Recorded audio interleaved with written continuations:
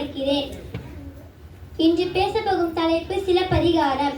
சிலப்பதிகாரம் என்ற பெயர் பெருமையின் ஒரு அடையாளம். இது எங்கள் தமிழ் இலக்கியத்தின் முதன்மை முத்திரை. இது ஒரு காவியம், ஆனால் அதைவிட இது ஒரு வாழ்க்கை கையேடு. இது நீதியின் குரல், தியாகத்தின் குரல், பெண்மையின் பெருமை. சிலப்பதிகாரம் சிலம்பின் கதை.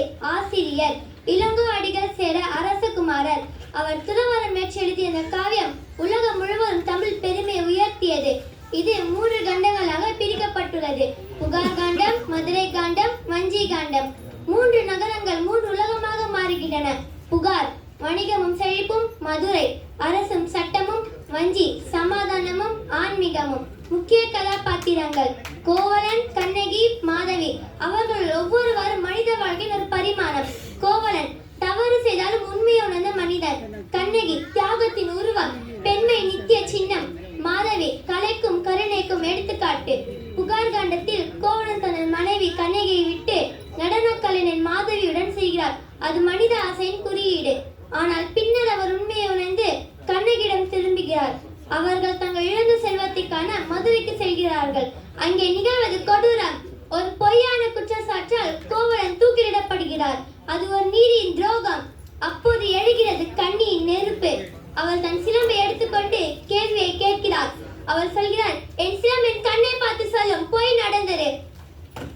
அவள் அது ஒரு பெண்ணின் குரல் மட்டுமல்ல, ஒரு சமூக நீதியின் குரல். அவள் கோபத்தின் தியால் மதுரை நகர்வே சாம்பலாகிறது. அந்த கண்ணகி அன்றைய நாளில் தெய்வமானாள். அவள் தியாகத்தால் நீதி நிலைநாட்டினாள். சிலப்பதிகாரம் என்று சொல்லும் பாடங்கள் பல. முதலாம் பாடம் நீதியின்மை அழிவுக்கு வழி. 2ஆம் பாடம் பெண்களின் சக்தியை உலகம் குறைத்து மதிக்க கூடாது. 3ஆம் பாடம் அன்பு, உண்மை, ஒழுக்கம் என்ற 3 தூண்களில் தான் மனித வாழ்க்கை நிலை நிற்கும். இளங்கோ அடிகள் ஒரு கவிஞர் மட்டுமல்ல, ஒரு தத்துவ ஞானி. அவரது வரிகள் கற்பனை அல்ல, உண்மை வாழ்க்கையின் பிரதிபலிப்பு. சிலப்பதிகாரம் உலக இலக்கியங்களிலும் ஒப்பிட முடியாத காவியம். அது ராமாயணத்திற்கு சமம். ஆனால் இது மனிதனின் உணர்வுகளை பேசுகிறது. இந்த காவியம் பெண்ணின் குரலை எழுப்பிய முதலாவது படைப்பு. அந்த காலத்தில் கண்ணகி போன்ற பெண் கதாநாயகி புரட்சியாக இருந்தார். சிலப்பதிகாரம் கூறுகிறது, அழியாது நீதி, மடியாது உண்மை. இது நம் காலத்திற்கும் பொருந்துகிறது. இன்று கூட சமூக அநீதி, அன்பின்மை, பேராசை ஆகியவற்றால் பாதிக்கப்படுகிறது. அப்போது நாம் கண்ணகியை நினைவேற்ற வேண்டும். அவளது சிலம்பின் ஒலி இன்று கூட நம் காதில் ஒலிக்கிறது. நீதி நினைநில்க. சிலப்பதிகாரம் ஒரு புத்தகம் அல்ல, ஒரு தமிழரின் உயிர் மூச்சு.